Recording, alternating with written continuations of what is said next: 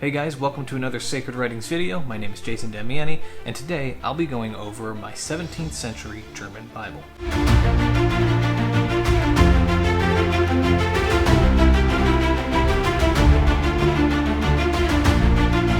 So the Bible that I have in my collection was printed in the year 1674. It is a German Bible. It's based on Martin Luther's translation of the Bible into German. You can see the leaf is pretty large here. It's considered a folio leaf.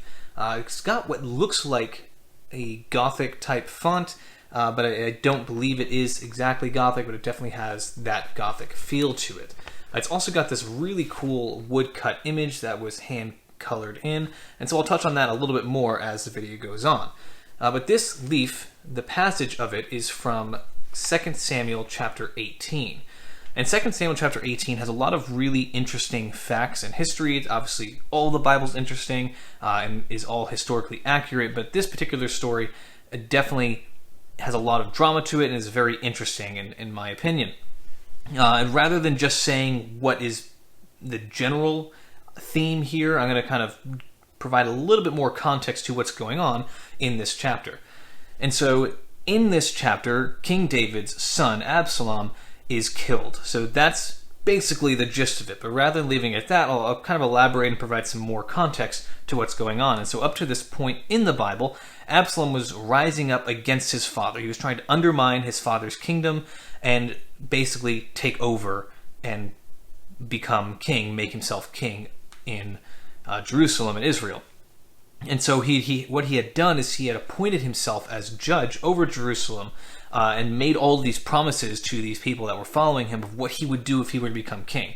And so really got a lot of people's attention, was starting to gain a big following. And so as this conspiracy, as this plan that Absalom was coming up with, he was getting a large following, so much so that David himself feared for his life. Not just, oh, he's going to take over my kingdom, but his son will actually try and kill him, because that's really what would have to happen in this scenario.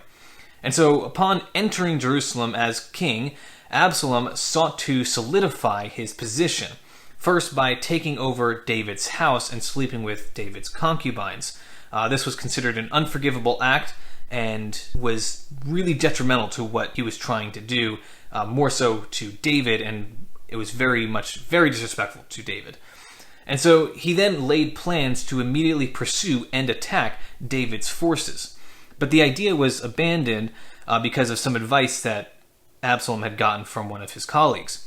And this delay allowed David to muster up what troops he had left and mount a counterattack to retake the kingdom of Jerusalem that Absalom had basically taken over and made himself judge over.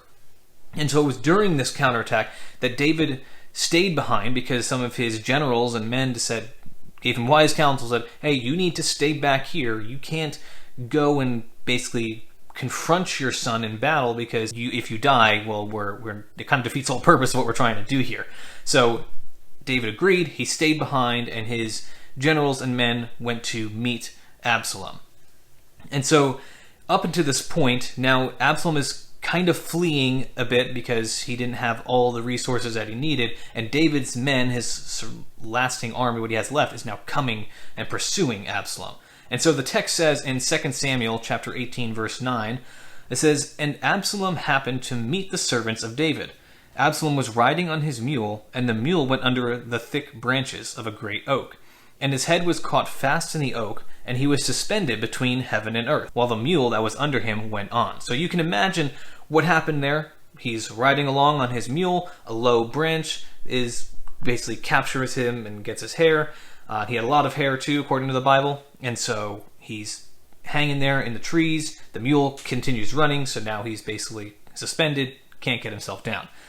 And so once Joab, that's David's nephew, or Absalom's cousin, who was the commander of David's army, heard about Absalom hanging in the tree. Basically one of Joab's men came up to him and said, hey, Absalom's hanging here in a tree, and he's just dangling there like a piñata.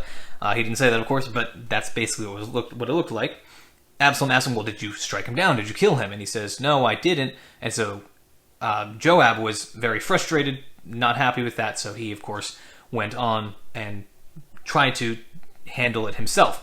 he took 3 javelins, or big spears, and thrust him through the heart with the 3 spears. Eventually he had 10 of his men come, and they all took swings at him until he ultimately died. Eventually, David catches wind of this. He hears about what happened to his son, but not in the greatest detail. He just knows that his son Absalom died.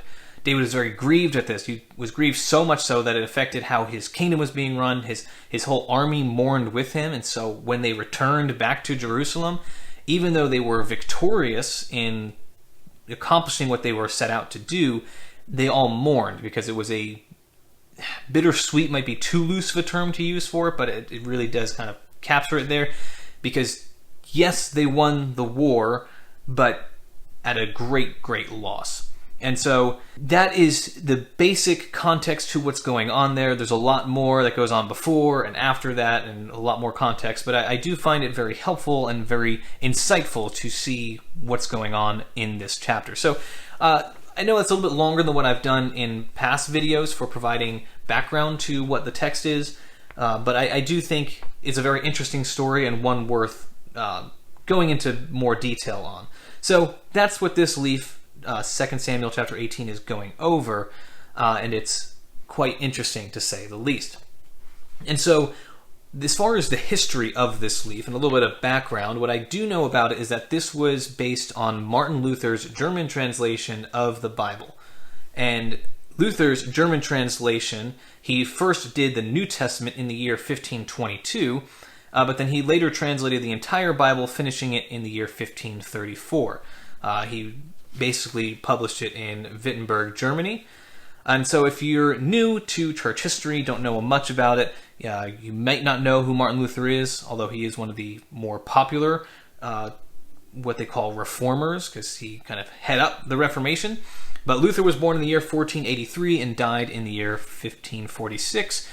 He was a German theologian and reformer, and after he was arrested following the publication of his 95 Theses that he posted at the church doors at Wittenberg, Germany in 1517, he was held at Wartburg Castle. And so there, whilst in captivity, Luther set about translating the Bible into a more common version of German. Of course, you have other German Bibles that predate Luther. Anton Koberger, I've touched on his Bibles before, but he does have German translations of the Bible as well that predate Luther's German translation. So what I understand it to be is that Luther has a more simple, readable form of the Bible in German, and so that was one of the things that he was trying to do. So that's about as much history that I know about this particular leaf, is simply that it was based on Luther's version of the Bible. And so as far as who printed this particular leaf, I don't know. I haven't been able to find any information on it. I looked through my resources, I looked online, and wasn't able to find anything really substantial, especially since I don't have the entire Bible, since this is just a single leaf. I'm not able to go to the title page or the back of the Bible or anything like that to find any type of publication information. You can oftentimes even find information about the Bible on the title page of the New Testament as well. But again, this is just a single leaf from one book of the Bible, and it doesn't have any information on it as to where it was printed, who it was printed by. But my guess as far as where it was printed would probably be Germany in some place. Of course, I can't say for sure exactly what part of Germany. My educated guess is that it was, of course, printed in Germany simply because of the language that it was printed in. But I don't know much more than that. Now, is there any significance to this leaf? If there's interesting history behind something, or something that makes this particular item in my collection of value, or makes it really noteworthy, then I'd like to mention that. And so some of the things that I've been able to find that are significant about this is this woodcut image. The fact that it's colored in by hand makes it really stand out. I'll also have some close-ups of that at the end of this video that'll be able to give more detail that you can see into it. But this woodcut is something that's very visually capturing, something that I really enjoy. When I collect my leaves, I have a acronym that I've come up with, and I call it the BAR acronym. So that stands for Beauty, Age, and Rarity. And so when I look to buy something to add to my collection, those are typically the checklist that I go through in my own mind when I go to purchase something. So B, is it beautiful? Is it have visual artwork that really captures my eye, something that really sticks out to me? Then I usually want to go for it. Age. How old is this thing? Usually, oftentimes, the older a Bible is or a manuscript is, the more value comes along with it because there's much fewer of them. And then rarity. How rare is it? Which it kind of encapsulates the first two a little bit, but also might be not so much. So, for example, the first Bible printed in America is the Eliot Bible. It was an Indian version of the Bible, so the first one printed in America. They're very valuable. Even a single leaf I've seen, that one of the cheapest is about $2,000 for one of those leaves. But they're not visually appealing.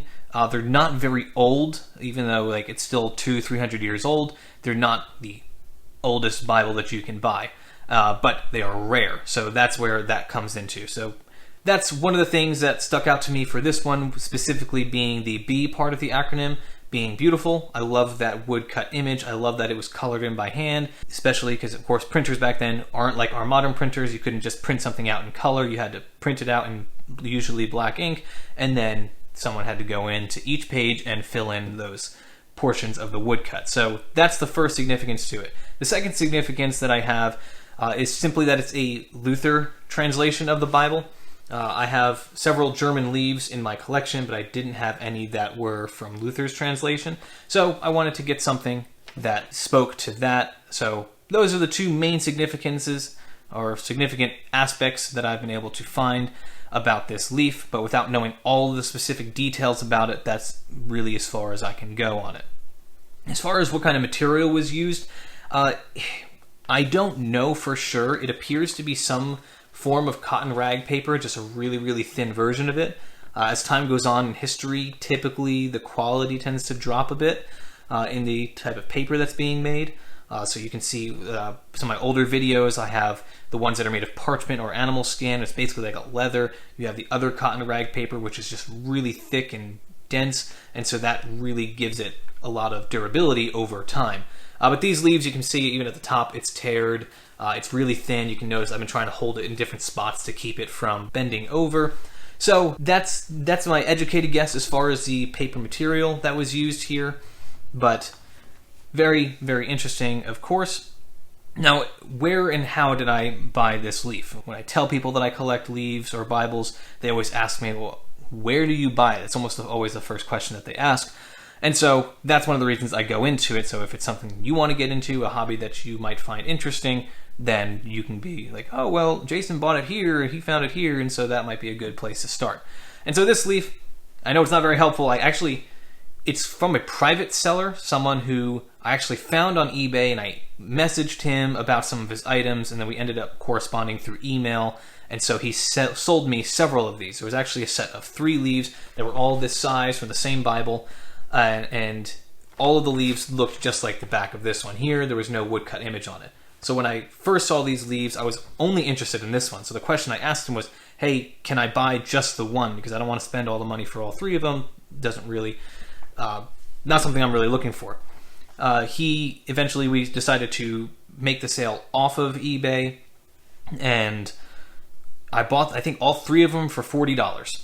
And I actually sold the other 2. I think I sold them between the 2 of them for like $50. So I actually made money off the deal. So basically got paid for this leaf, which is really cool. Something that I really like. Of course, when I could save money, that's ideal.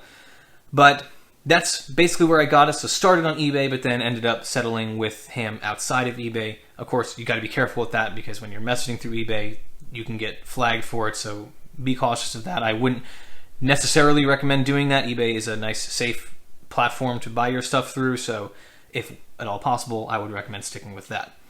And as far as closing and what I want to kind of wrap it up with, basically, I mainly bought this leaf for the 2 factors that I mentioned earlier as far as what brings significance to it, that is being a Luther version of the Bible and the beautiful woodcut image on it. When I put these items up in my office here and have my collection, when I display them, is it something that I'm going to find myself looking at frequently? Is it something that I'm going to be happy to have in my collection? And if not, then I typically sell them. But this one, because especially since I basically got it for free, I really have no reason to sell it because I really like looking at it. And I also didn't have any leaves from the book of 2 Samuel, so that's something that certainly stuck out to me. But yeah, that's all I've got for this video. Thank you guys so much for checking it out. Be sure, of course, to stay for the close-up shots of the leaf afterward. That personally is one of my favorite aspects of these videos, is being able to see the leaf and kind of take in the beauty and all the detail that way. So be sure to stick around for that. If you haven't done so, consider subscribing, liking the video, and of course sharing it with anyone who you think would find it interesting. Thanks again for checking this out.